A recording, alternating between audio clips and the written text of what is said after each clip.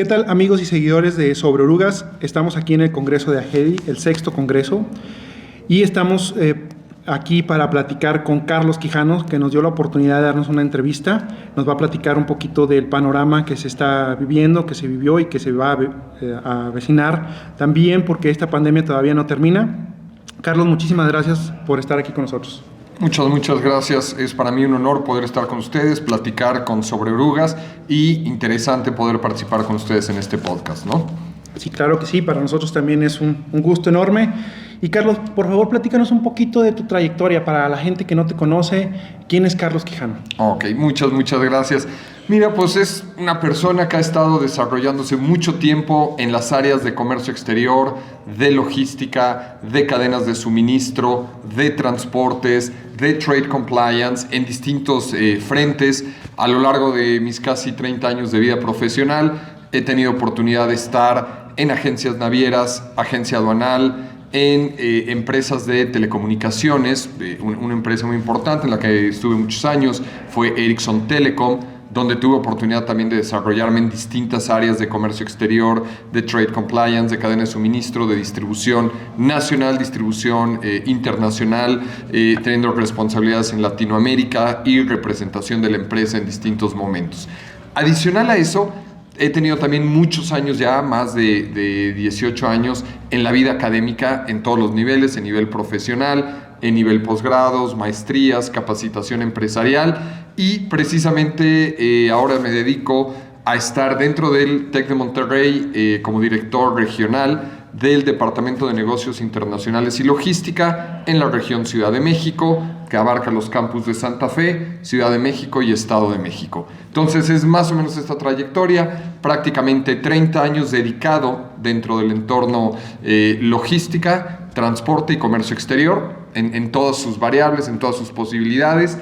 Y bueno, desde luego yo estudié Relaciones Internacionales en la UNAM, luego hice una maestría en Administración y Alta Logística en la Escuela Bancaria y Comercial, y posteriormente hice un diplomado de Alta Dirección también en el Tecnológico de Monterrey. Entonces un poco la trayectoria profesional en la que me he desarrollado, pues estando en todos los frentes, en asociaciones, en la NIERM, la Asociación Nacional de Importadores y Exportadores de la República Mexicana, en el IMES, el Instituto Mexicano de Ejecutivos en Comercio Exterior, en APROCAL, que es una asociación de profesionales de compras y logística, y entonces un poco jugando en todos los frentes, en todas estas oportunidades, y desde luego, como mencionabas, aquí AGEDI ha sido mi casa durante estos 6-7 años de existencia de AGEDI, donde siempre he sentido el aprecio de ellos y la invitación para estar en sus congresos y la oportunidad de compartir con ellos información, experiencias y poder darles datos que puedan servir al sector.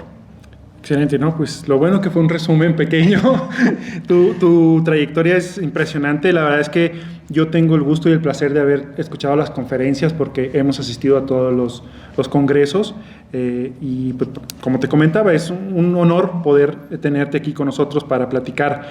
Ahora, quisiera preguntarte ahorita, obviamente el tema principal que ha sido y sigue siendo es la pandemia. Uh-huh. La pandemia movió muchas cosas, el sector industrial, de maquinaria, de transporte, hubo muchos ajustes, muchos cambios.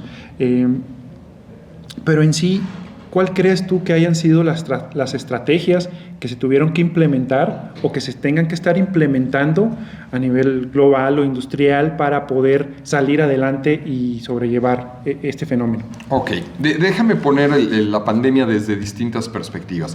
Evidentemente tenemos un caso de salud, un tema grave que ha afectado a todo el mundo, pero que además, al haber sido a destiempos, porque cuando esto inicia en Asia en un momento dado, se va moviendo hacia Europa, América, Norteamérica y luego Sudamérica.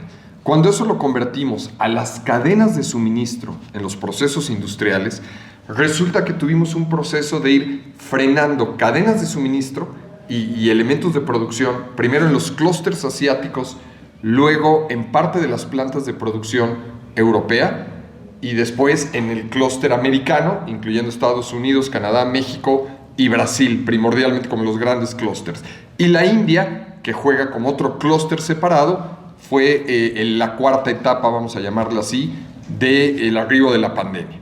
Pero ¿qué significó esto? Esto generó unas disrupciones en la cadena de suministro de manera importante, porque no fue un paro total al mismo tiempo. Cuando para la producción en Asia, lograron seguir exportando materias primas, insumos, partes y componentes a Europa. Pero en ese momento la demanda en Asia ya estaba detenida, ya no había demanda para el consumo interno en Asia. Cuando en Europa se detienen la producción, detienen gran parte de la demanda, pero todavía tenían insumos llegando en proceso que siguieron arribando y siguieron entrando a las plantas. Lo mismo le pasa a América del Norte y luego América del Sur con Brasil y Colombia, Argentina en segundo grado. ¿Qué tenemos? Esta disrupción en distintos momentos. ¿Eso qué generó? Que mientras tenías insumos de materia prima llegando a las plantas, tenías una parte de producción generándose y tenías una gran acumulación de inventario de producto terminado que no tenía demanda, que no había demanda y no había consumo. Entonces, conforme se empiezan a abrir otra vez las cadenas y los mercados, a partir de que la pandemia no es que se haya ido, sino las sociedades empezaron a saberla manejar para vivir con la pandemia pero seguir consumiendo, pues lo que tenemos es un modelo muy raro de la cadena de suministro, porque tenías grandes existencias todavía en inventario fijo de producto terminado, que se estaba yendo al consumo, pero no había producción. Cuando las empresas querían empezar a demandar materia prima para producción, sus contrapartes tampoco estaban listos. Entonces esto ha hecho que prácticamente a un año de haber empezado el retorno a la actividad, las cadenas de suministro no hayan logrado regularizarse a nivel mundial. Y eso ligado a los elementos de la globalización, cómo la globalización se ha ido modificando, que ya venía desde antes de la pandemia, desde el 2010 empezó esta tendencia, pero ahora ha entrado en una dinámica más rápida, que es una globalización mucho más regionalizada, por clústeres. Y ese va a ser uno de los grandes efectos que vamos a ver como resultado de la pandemia. 100% la regionalización en clústeres en lugar de una gran globalización con un gran proveedor de ciertos componentes o partes que surtía de una sola parte del mundo. Que de hecho escuché por ahí que el término desglobalización, que no sé si aplique en eso justo que estás diciendo, que pues, anteriormente, como bien lo dices, se movía por todos lados y ahorita al no poder tener esas cadenas de suministro, pues se tiene que volver más regional, ¿no? Correcto. Ese término en inglés le llaman deglobalization y en español lo vamos a encontrar en desglobalización o deglobalización, pero es exactamente eso. No es que deje de existir esta dependencia, sino que se vuelve mucho más armada por bloques regionales en lugar de una gran estructura mundial como lo teníamos hoy, con componentes muy claves o muy específicos en Japón o en Corea o en China, o ciertas áreas de producción en Alemania o en Estados Unidos o incluso México y Brasil. Hoy empiezas a tener nuevamente estas producciones, pero separadas por región.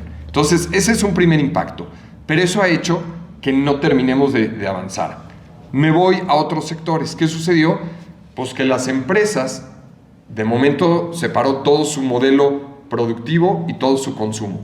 Pero empresas de maquinaria, de equipo industrial, algunas de producción, de bienes de producción, de manufactura, empezaron a encontrar que, como todo, si bien el estándar de la demanda estaba parado, casi nulo, surgieron nuevas necesidades a cubrir, nuevas demandas. Si hablamos en este sector específico de equipos de maquinarias, grúas, pues resulta que o hay plantas que aprovecharon este momento para hacer reconversiones de sus plantas y entonces, aunque no hay una producción hacia producto terminado, sí hubo una demanda de equipos de manufactura, de equipos de grúas, de equipos pesados sobre dimensiones, porque están reconvirtiendo sus plantas, las están modificando, aprovechando el paro. Entonces, dentro de todo el sector, por ejemplo, específico de grúas, de equipos sobredimensionados, no tuvo un paro total. La verdad es que ha mantenido cierta demanda, no son sus clientes tradicionales, no son los productos más comunes. La construcción se paró de manera drástica, que era el principal elemento de la industria. Sin embargo, mucho de la industria automotriz, de la industria petroquímica, durante esta reconversión, han sido los principales clientes del sector. Entonces, por un lado, sí se les cerró la puerta por un lado, pero se abrieron oportunidades en ciertos segmentos que han ido moviéndose. un elemento, por ejemplo, de plantas de energía que funciona mucho por el tema de espectáculos, se reconvirtió a plantas de energía para hospitales y para estos hospitales COVID de emergencia, y entonces el movimiento de estas plantas que antes iban a centros de espectáculos, a eventos, ahora han estado en movimiento dedicados a los hospitales temporales COVID o ciertas zonas COVID. Entonces es un poco el entender que no se acaba todo, pero sí la habilidad de cada empresa para saber leer esas condiciones, interpretar el mercado y de inmediato tratarse de ajustar. Claro, sí, definitivamente hubo muchas empresas que, como bien lo dices, se renovaron, se ajustaron, y hubo otras tantas que se quedaron en el camino. Correcto. Y ahí está la importancia de, como dices tú, saber leer muy bien el mercado y hacia dónde te puedas dirigir. Ahora, dentro de esta situación, ¿cuáles podrían ser las oportunidades que se pueden presentar en estas circunstancias? Digo, tú ahorita mencionas un claro ejemplo de esas empresas que abastecían electricidad, pero en sí, en general, empresas de maquinarias, empresas de construcción, ¿cuál sería el caminito a seguir o hacia dónde podrían ver para convertir esto pues, en alguna oportunidad, ¿no? Ok, esto es un tema interesante en cuanto a oportunidades. ¿Cómo leo el mercado y cómo adapto mi negocio? Muchas de estas empresas, todas son empresas muy tradicionales, muy de tomar el teléfono y atender el pedido del cliente.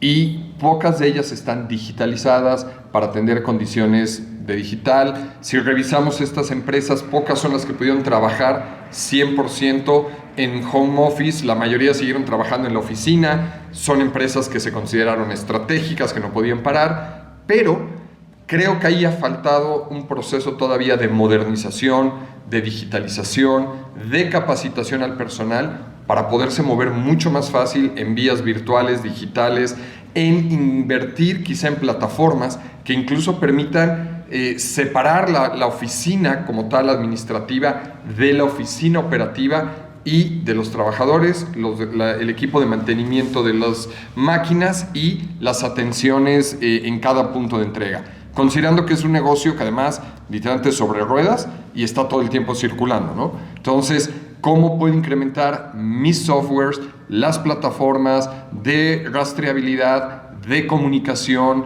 de seguimiento para que mis operadores, mis equipos estén circulando y no forzosamente los tenga que traer de regreso al centro o a la base de operaciones de la empresa y volver a salir a otra ruta? Imaginemos así muy agresivo el modelo, que construyamos un modelo como todas estas plataformas hoy en línea para pedir alimentos o para pedir transporte.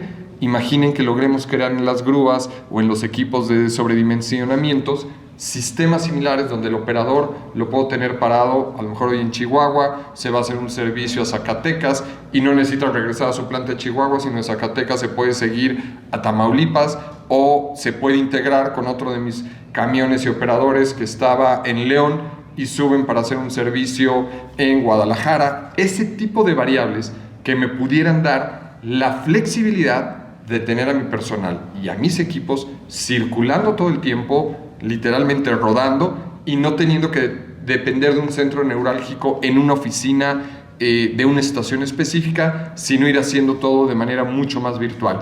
Creo que ahí pudiera ser una parte de entender la pandemia, entender los cambios de condiciones y tomar oportunidades para ganar mercado, para ganar tiempos de respuesta hacia los clientes, ¿no? Porque el cliente normalmente, ¿qué sucede? Él sí se ha digitalizado mucho más. Él sí ha estado trabajando en esta versión de home office y tienen muchas más plataformas, pero siguen trabajando. Mientras el empleado del cliente o el cliente mismo sí está en su casa o está en un lugar remoto trabajando, debe depender de que toda la estructura del proveedor de servicios de transporte, de maniobras, de grúas, etcétera, sigan estando en una base de operación fija donde tienen que completarse todos los elementos para salir a dar un servicio. Claro, como que tienen que estar todo en una sintonía, ¿no? Uh-huh. Para poder que funcione. Pero me parece bastante interesante. Digo, la verdad es que yo platicaba con un gerente de una distribuidora de maquinaria y platicábamos y le decía que esto de la pandemia forzó la digitalización. Y digo forzó porque, como bien lo dices, había empresas como muy tradicionales, y era también por el modelo de negocio que les ha funcionado, y también a lo mejor por la generación de los directivos en los cuales se las dirigía, ¿no? Pero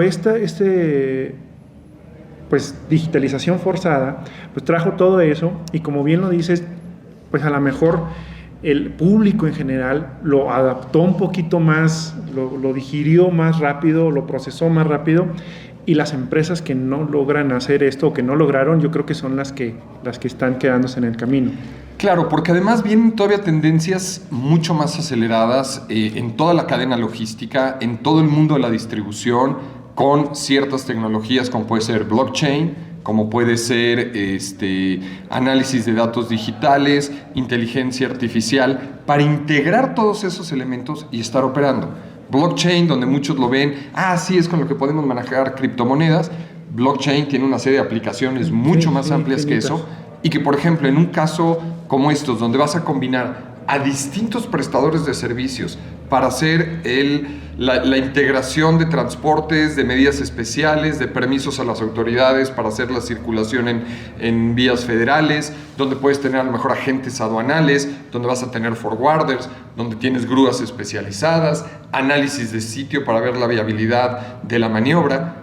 Todo eso lo puedes estar haciendo vía remota, cada actor desde su máquina, cargando en una plataforma común que sería en blockchain, validando todos, aprobando todos al mismo tiempo y dando la luz verde o no a la operación, y todos están viendo al mismo tiempo de forma transparente y autorizando juntos la decisión de ir, no ir, o de tomar decisiones, si en la ruta algo sucedió, si me cancelaron la maniobra ese día, pero me puedo esperar, dónde puedo parar el equipo. Todas esas características, si lo logramos llevar a plataformas digitales, me permitirían tener una mayor velocidad de respuesta, menor costo operativo, menor costo logístico para toda la cadena en su conjunto, ¿no? En un proceso end-to-end, una plataforma como podría ser blockchain me ayudaría a integrar todo esto. Fíjate que, no sé, digo, yo lo he visto y he platicado, y con las personas que he platicado, pues sí, coincidimos en que hubo un avance total, ¿no? Se adelantó muchísimo la cuestión tecnológica. Pero ahorita esto que me mencionas, realmente no lo había pensado, y como dices, realmente puede avanzar muchísimo más. O sea, avanzó algo que para nosotros fue inusual en el proceso o en el tiempo evolutivo de lo digital, pero estamos en un punto de que podemos dar otros cuantos saltos impresionantes, ¿no? Correcto, y yo les diría incluso esto, mézclalo todavía con las reformas fiscales de este año, de la miscelánea fiscal de este año, donde involucró el tema de la carta, del complemento carta-aporte, con el CFDI de ingreso, el CFDI de traslado, que obliga al propietario de la mercancía, al transportista, al intermediario, y cada uno tiene que hacer esta labor. Si esto lo integras en una plataforma de blockchain, donde todos son visibles y desde la autoridad podría estar viendo la operación, podría validar que los CFDIs que se emiten son válidos, son correctos en base al sistema, la policía fiscal puede validar que está dentro del proceso, todos los operadores, los intermediarios, el dueño de la mercancía, el dueño del equipo, porque aquí no solo hay que hacer tu CFDI de ingreso por la actividad que desarrollas, sino por el puro traslado de equipo complementario para la maniobra. Pero si lo metes en una plataforma blockchain que te permite integrar, y que además blockchain tú creas cómo quieres que opere, haces algo que se llaman contratos inteligentes, smart contracts, que te permite validar el proceso. Entonces, esto lo que te da es rastreabilidad, seguimiento en tiempo real, validación de las operaciones, validación de los costos y autorizaciones para sus pagos. Cuando integras toda la cadena administrativa, digital y operativa físicamente en una sola plataforma. Que es increíble, porque ahora sí que es tener todo bajo control, pero a otro nivel. O sea, es realmente eficientizar al máximo todo esto, y sí está bastante interesante, y yo creo que eso va a ser así, ¿no? O sea, porque ahorita como me lo platicas, pues sí me quedo pensando en que las personas, y como lo mencionaba ahorita, no se sintonizan y no hacen un todo digital y solo a ciertas partes pues sigue habiendo fallas o fugas o no va a generar ese proceso impecable, ¿no?, que se desea y que obviamente sea redituable para las empresas. Tiene que ser todo completito, ¿no? Correcto. Y sobre todo porque cuando hablamos, por ejemplo, de blockchain en la perspectiva de las cadenas de suministro, hoy todavía lo vemos muy específico en industrias, por ejemplo, como la aeronáutica o la automotriz de alta gama, donde dicen, miren, en la aviación el sistema de blockchain me permite ver que esta refacción, cuántas horas de vuelo tiene, cuál es el desgaste que lleva, en qué momento hay que hacer el pedido del cambio de la pieza de la refacción para pedir esa refacción y que llegue a tiempo y que el avión no esté parado en tierra y optimice ese tipo de procesos. O bien puedes saber en la industria automotriz esta parte, a cuántos coches se vendieron, de dónde se produjo, de dónde viene el componente y la materia prima, y entonces cualquier desviación que se detecte en calidades de la materia prima pueden hacer el rastreo hasta el consumidor final y el dueño del coche para avisarle, quiero que vengas a que cambies tu coche, pero ya de una manera electrónica, digitalizada, automática, y en un minuto a nivel mundial sabrías dónde está cada coche que tiene esta falla. Entonces, si logramos llevar esto hacia el mundo hoy de grúas, de digitalización y de las cadenas logísticas que están alrededor, yo algo que he platicado mucho aquí en Agedi, en varias de mis pláticas y conferencias, ha sido cómo hacemos soluciones integrales. No podemos pensar solo en la grúa y la maniobra de carga como una actividad aislada. Realmente es una actividad parte de una solución integral que le llaman carga proyecto, que hay que considerar muchos elementos. Entonces, ¿cómo expande cada uno de estos empresarios? Y regreso a la idea de la pandemia que les deja, qué pueden aprender. Yo creo que es mucho de esto. ¿Cómo puedo expandir mi negocio? No solo hacer mi actividad única, sino con mis demás socios, partners que tengo dentro del sector, amigos dentro del sector, que podemos ofrecer varios servicios integrados en aras de ofrecer al cliente una solución integral coordinada por uno que tiene una pieza clave dentro de la cadena, pero que además puede actuar en conjunto con el área de seguros, o con una aseguradora, con una empresa de fianzas y capacidad financiera, con el agente aduanal, con almacenes, en aras de ofrecer soluciones integrales para el cliente. Está perfecto y está increíble todo esto que nos estás comentando, y ojalá que los amigos que están escuchando esto, pues ahora sí que pongan mucha atención, porque ese es un punto fundamental, es clave, y lo vamos a ver, yo pienso pronto vamos a estar viendo todo esto.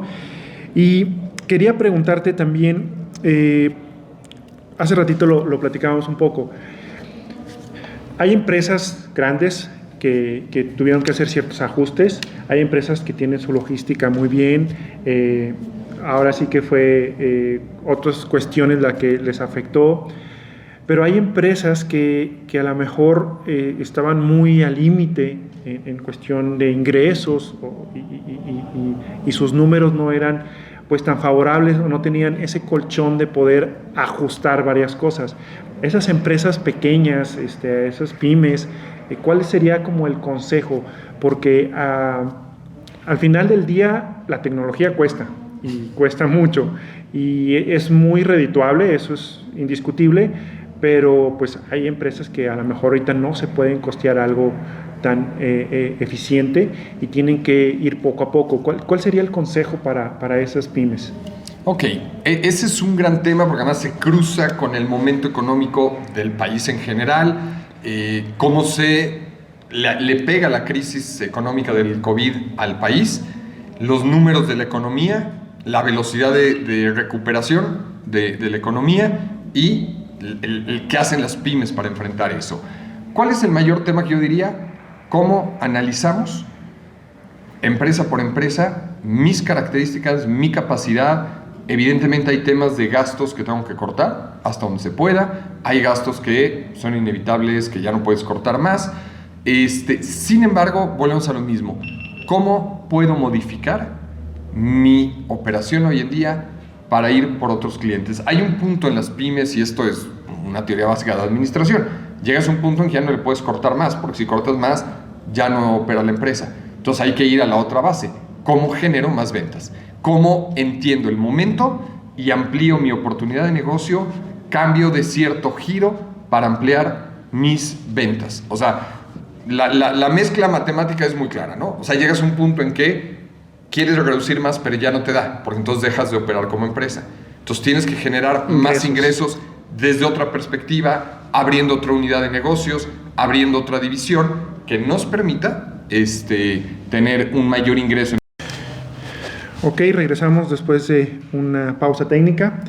Nos quedamos en la cuestión de las lecciones para las pequeñas empresas, que en resumen es cuando ya recortaste todo lo que podías recortar de gastos, es abocarse a tener más ingresos, vender más y poder, pues ahora sí que ver los puntos, y hay que transformar un poquito el negocio, moverlo, el modelo para poder generar esos ingresos, ¿correcto? Correcto. Ahí estaría el tema de manera centrada. O sea, hay un punto donde ya no puedes bajar más el costo porque dejas de operar. Pero entonces, ¿cómo genero más ingresos? Oye, mi negocio, mi sector no da más ingresos porque está limitado, no hay problema. ¿Cómo abro ventas y negocio en otra división? Ya no puede, esta misma no me va a dar más porque está al límite, pero entonces tengo que abrir operación y tengo que entender cuáles son las nuevas demandas del mercado, cuáles son las nuevas condiciones, y entonces operar ahí. Hay muchos ejemplos a nivel mundial y en México de empresas y empresas pymes que ante la crisis de la pandemia, ante la situación de que se cerró el mercado, ya no hay negocio, pues empezaron a abrir otra división y empezaron a generar ingresos desde otra división totalmente distinta a lo que originalmente era su empresa o a los productos que originalmente hacía su empresa, pero que lograron hacer esa transformación.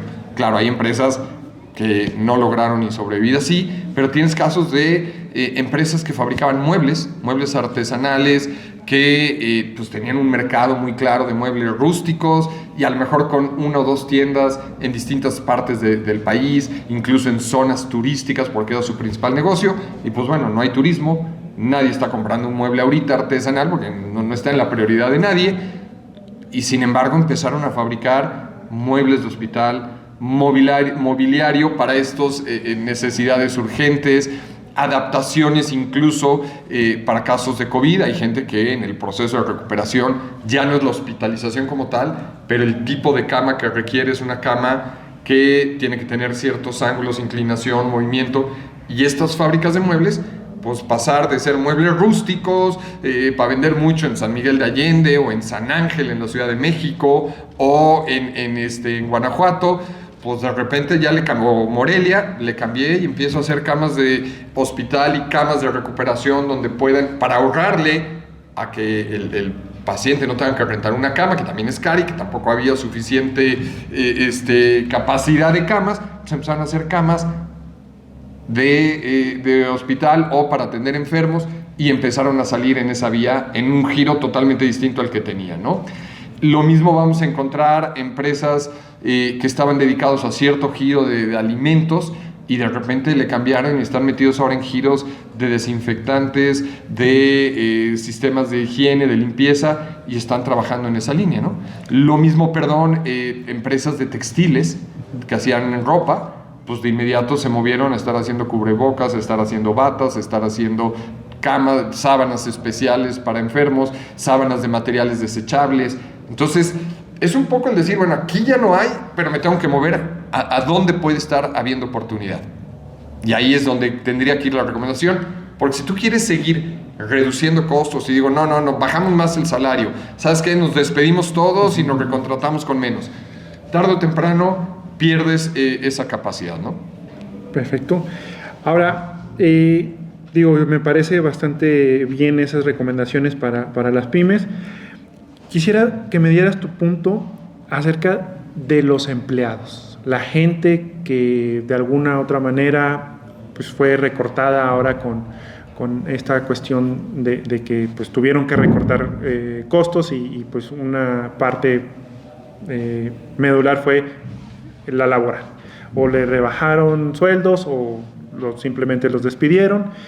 ¿Qué consejo, qué tips les puedes dar a nuestros amigos que operan maquinaria, que a la hora de no haber construcción o de tener la cuestión de compra de maquinaria, de equipos, que pues, obviamente también hubo ahí un gran sector de los operadores que pues, quedaron desempleados.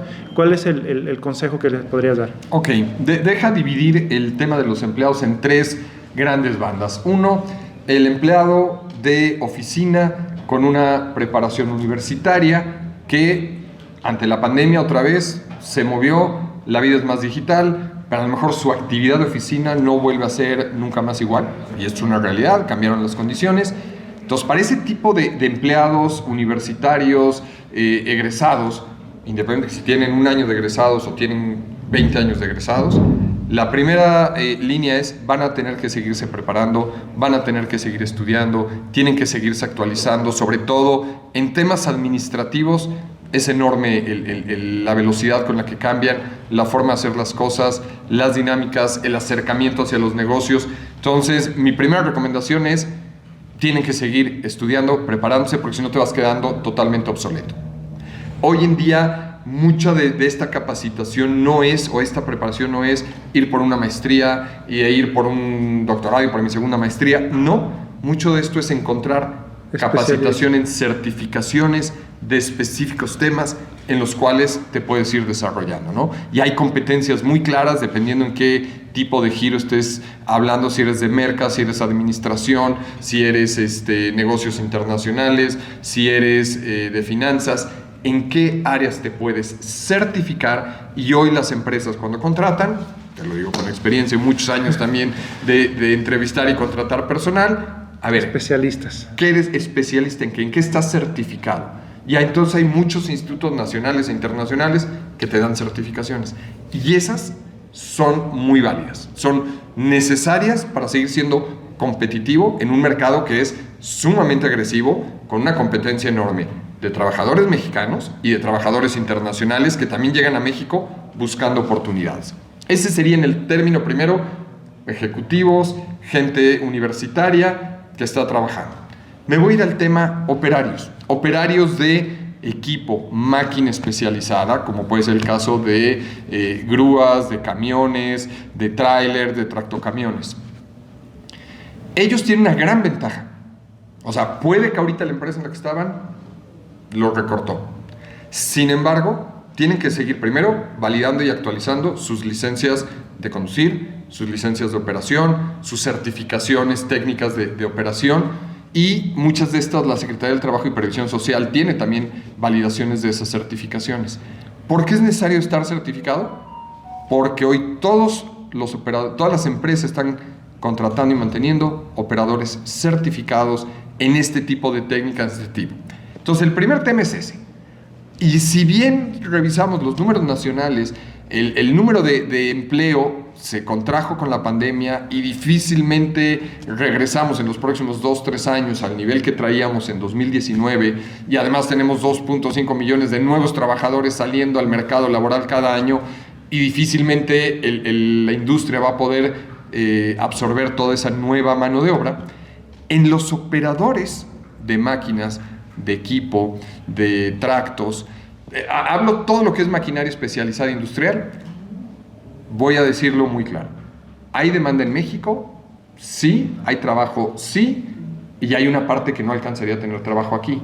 Pero ¿qué creen? Tenemos hoy una enorme demanda y pirateo, sobre todo Estados Unidos y Canadá, que también les falta mano de obra allá y están volteando a ver a México, más que cualquier otro país de Latinoamérica, para llevarse a estos trabajadores, a estos operarios, a estos especialistas en equipo y maquinaria, que ya tienen certificaciones aquí, para llevárselos a trabajar de manera temporal dentro de los permisos de visa de Estados Unidos y de Canadá, pero para estar operando allá.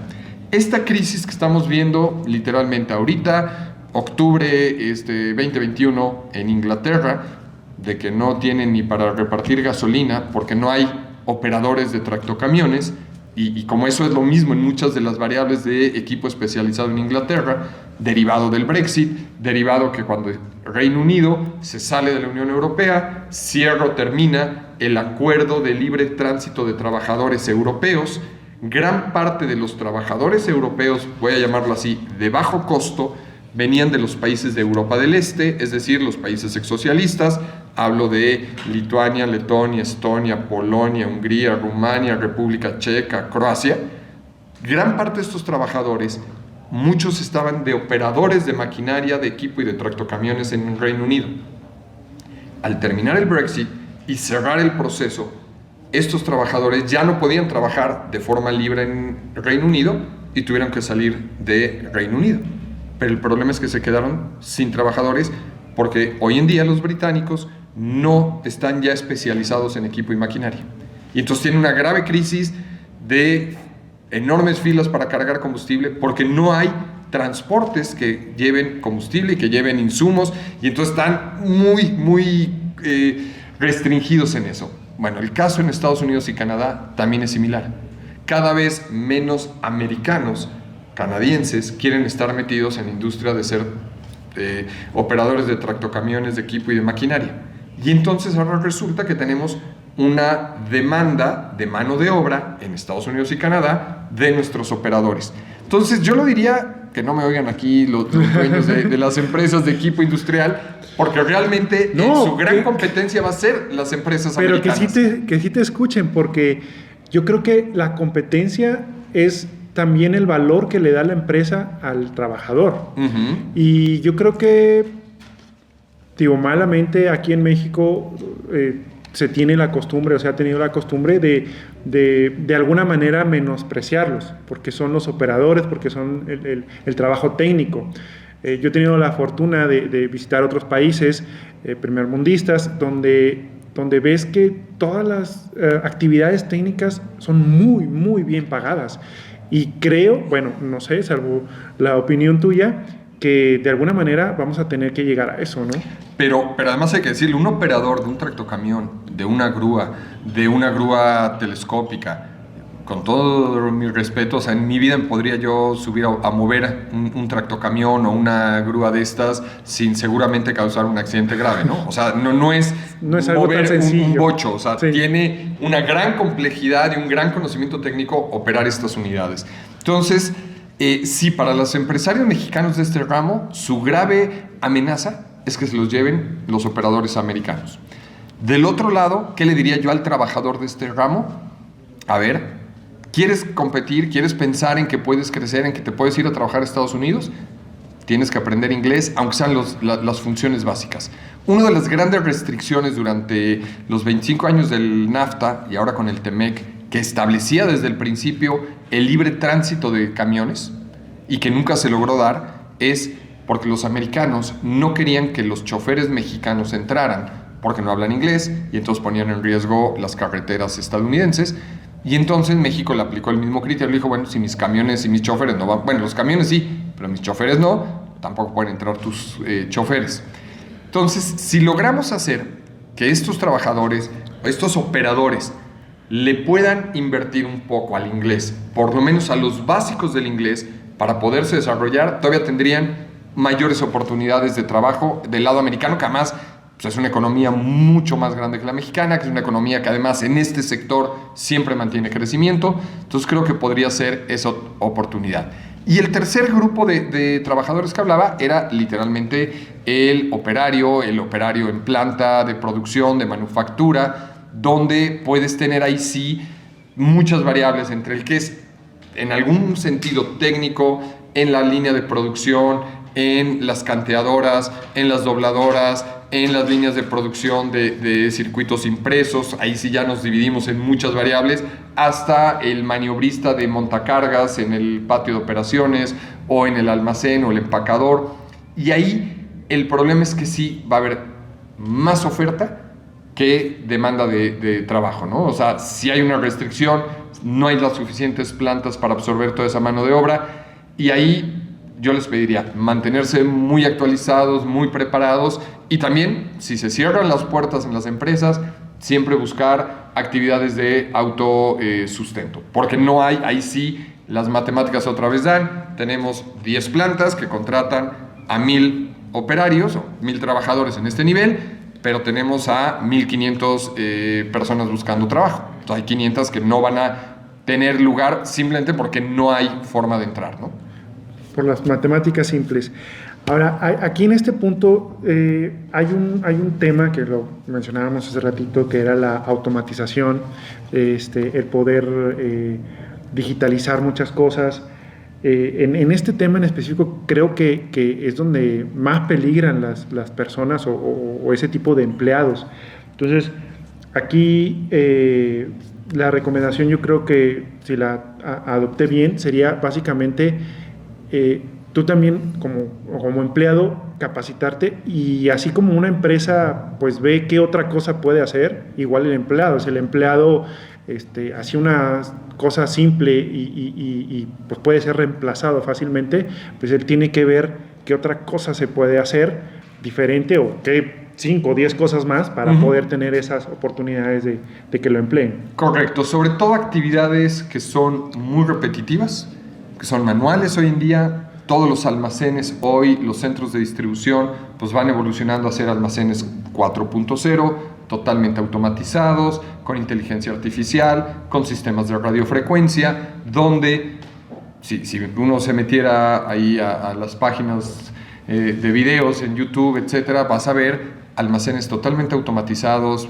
el típico ejemplo, los de Amazon, donde ya no hay montacargas que se muevan con alguien, todo es automatizado, el montacargas se mueve totalmente independiente, autónomo, va a entrega a las áreas de carga, de descarga, los racks son totalmente automatizados, entonces suben y bajan mercancías sin necesidad de un montacarguista, sin necesidad de alguien que valide, porque todo está controlado con radiofrecuencia, con lo que se llaman Tag IDs. Y entonces el Tag ID, el sistema que está en radiofrecuencia, todo el almacén, detecta la pieza, dónde va, dónde quedó, dónde está almacenada, y cuando en la orden de surtido para una nueva entrega dice, ok, voy a tomar de descargo de mi inventario en automático, el rack está automatizado, lo bajan, lo llevan y lo entregan. Esto incluso tiene racks móviles. Hay una empresa lechera muy grande en el norte del país, en Torreón concretamente, que tiene un almacén frío gigantesco, el más grande de Latinoamérica, totalmente automatizado, totalmente móvil, entonces todos los racks se desplazan y solo se abren para entrar y descargar, y eso le gana espacio de almacenaje hasta en un 40% al mismo espacio, ¿no? Entonces, este tipo de empresa, y esa es una empresa mexicana, claro, la empresa lechera más grande de Latinoamérica, con presencia en Canadá, Estados Unidos y toda Latinoamérica, y México obviamente, pero tienen totalmente automatizado ya la operación. Entonces, ¿qué pensaríamos que los trabajadores tienen que irse especializando? Porque ese es el destino, no podemos ir contra la tecnología y así allá vamos, ¿no? Porque además nuestros competidores a nivel mundial también tienen esas tecnologías. Claro.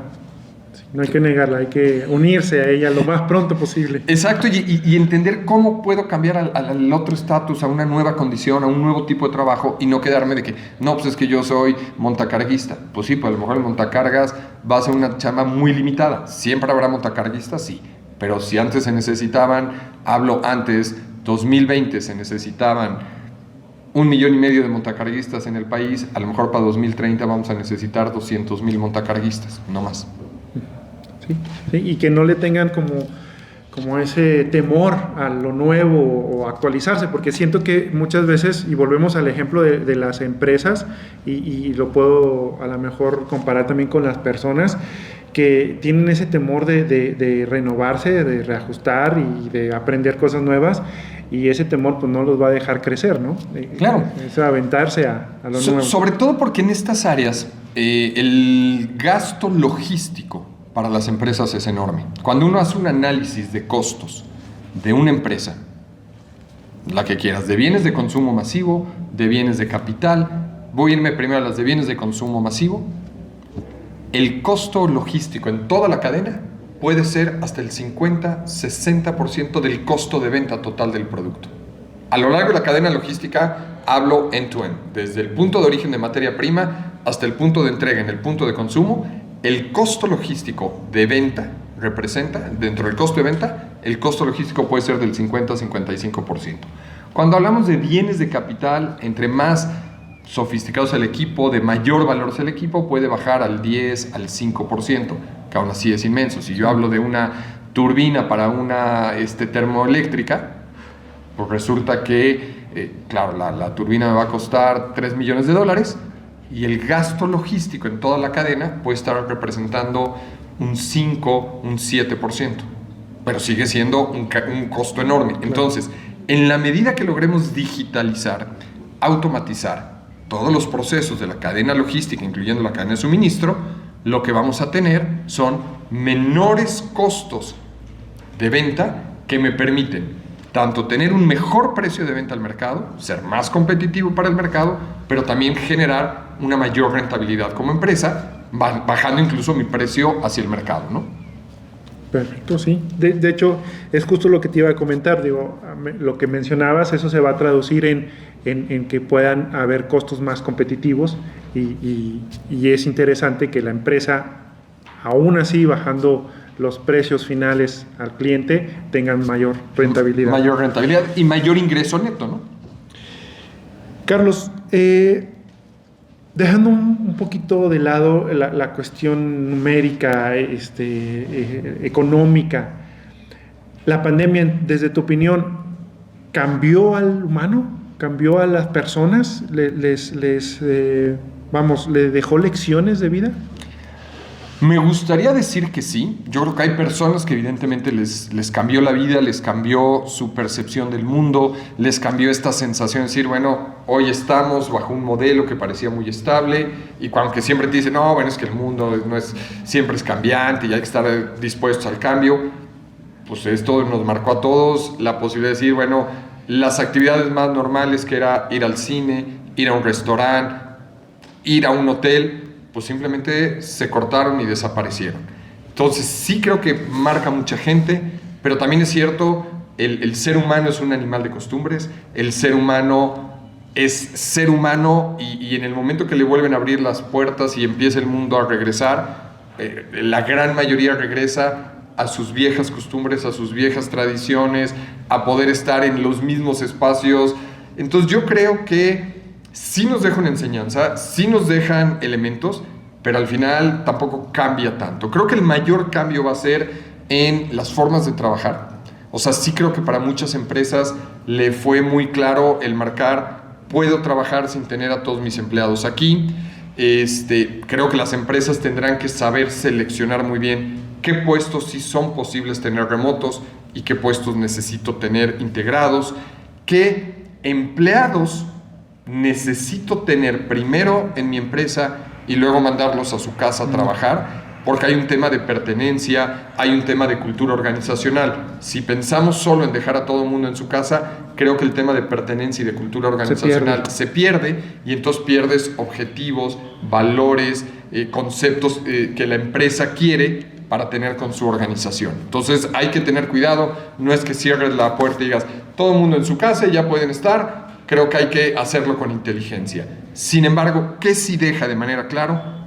Que el mundo digital, que algún día nos iba a alcanzar y iba entrando poco a poco, pues dio un brinco cuántico y entonces hoy el nivel de vidas digitales para compras, para ventas, para entregas, para servicio al cliente, para reservaciones, para cancelaciones, etcétera, es una realidad. O sea, no, ese sí creo que no va a regresar al estatus prepandemia, ¿no? Claro. Carlos, pues para finalizar, me gustaría que me dieras tu opinión acerca del evento, del congreso que se realizó aquí en San Gil, de AGEDI, la importancia de estos eventos, cómo lo ves y realmente cómo afecta para bien al sector.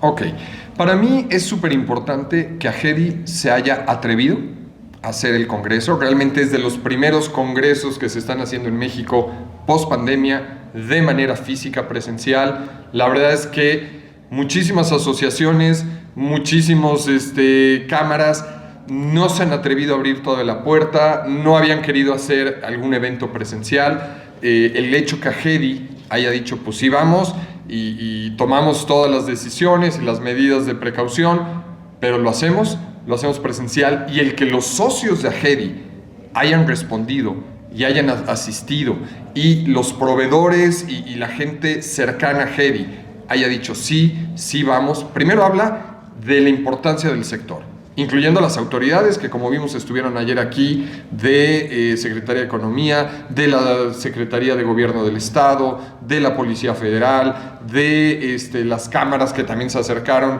Canacar y Canacintra, y estuvieron aquí. Eso habla de la importancia que un evento de estos se vuelve punta de lanza para abrir y mostrarle a las demás empresas y demás sectores que ya regresamos, que hay que regresar, que hay que reactivar la economía, porque es la única forma en que vamos a poder volver a meter el dinamismo al país. Entonces creo que ese punto es importante. Segundo, la necesidad de volver a hacer negocios, porque finalmente estos eventos son relaciones, vinculaciones y hacer negocios entre los empresarios, entre prestadores de servicios, entre proveedores, y entre clientes y entre operadores. Entonces yo creo que es echar a andar la maquinaria, volver a empujarla, pero además ser de los primeros. Pues espero que le dé la oportunidad a los socios de Agedi finalmente de llevarlos hacia esa necesidad de una recuperación económica más rápida, ¿no? Cada uno de ellos como empresa. Sí, y que ahora sí que, como todo siempre en el mercado, hay quien se atreve primero y después ahí van detrásito de él, y que esto pues se replique y que favorezca a más personas, ¿no? Claro, porque además este evento favorece pues no solo a los empresarios del sector, sino toda la derrama que genera dentro del mismo sector. Hablo del sector turismo, totalmente castigado por año y medio, con ocupaciones bajísimas. Entonces empiezan finalmente a regresar algunos eventos, y eso es una derrama para la empresa turística, sí, pero también para los trabajadores, para los meseros, para los cocineros, para todos los que dependen de la misma cadena. Entonces, finalmente creo que con estos eventos ayuda a empujar y empezar a salir como país, como sectores, a mover la economía otra vez, ¿no? Que ha costado trabajo no solo en México, en muchas partes del mundo, el temor de decir ya podemos salir o no podemos salir, y empezamos a mover o no así que los goznes de la economía. Sí, me parece perfecto, Carlos. Muchísimas gracias por tu tiempo, muchas gracias por esta entrevista. No sé si deseas agregar algo más. No, solo agradecerle a Sobre Orugas y a ti en lo personal el tiempo, el haberme dado esta oportunidad de platicar, y pues desde luego habría muchos más temas que se nos quedarían en el tintero. Habrá oportunidad en otro momento de volver a platicar. Que ahora con la tecnología la aprovechamos, podemos hacer alguna entrevista virtual. Claro que sí, yo encantado de la vida. Y además a mí este sector, logística, comunicaciones, comercio exterior, trade compliance, son áreas que me fascinan, y entonces me puedo pasar platicando muchas horas y compartiendo puntos de vista, ¿no? Sí, claro, que son importantísimos y que la gente los puede tomar y les puede hacer una gran diferencia. Ok, perfecto. Muchísimas gracias. Entonces, Carlos. Hasta luego. Muy bien, amigos, ahí lo tienen, la entrevista con Carlos Quijano. Por favor, síganos en nuestras redes sociales, búsquenos como Sobre Orugas, y nos vemos en el próximo podcast. Hasta luego. Muchas gracias, genial. No, gracias a ti. Pues al contrario, ya viste que como plática nos podíamos seguir aquí un buen rato.